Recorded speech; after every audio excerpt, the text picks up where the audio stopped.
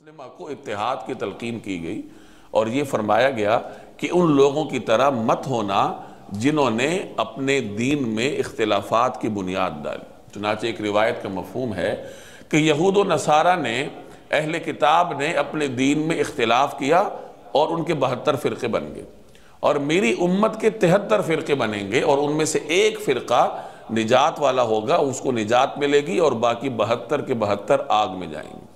پوچھا گیا کہ وہ فرقہ کون سا ہوگا جو نجات والا ہوگا؟ تو فرمایا کہ ما انا علیہ و اصحابی، یہ وہ فرقہ ہوگا جو کہ میرے اور میرے صحابہ کے طریقہ کار پر چلے گا، یعنی جو قرآن و سنت کو پیش نظر رکھے گا، صحابہ کرام کی جماعت کے طریقہ کار کو مد نظر رکھے گا، تو وہ جماعت جنتی جماعت ہے، اور اس طریقہ کار سے ہٹنے والا ہر گروہ اس کے لیے کوئی کامیابی نہیں۔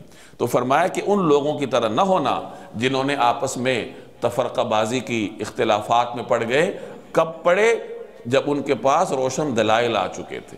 بینات سے مراد قطعی دلائل ہیں، کہ جو چیزیں قطعی دلائل سے ثابت ہوں ان میں اختلاف کی گنجائش نہیں ہوتی، جیسے دین کے بنیادی عقائد ہیں، یا وہ مسائل ہیں جن پر امت مسلمہ کا اجماع ہو چکا ہے، اتفاق ہو چکا ہے، تو ایسے قطعی دلائل سے ثابت شدہ احکامات میں اختلاف کی اجازت نہیں ہوتی۔ البتہ جو فروع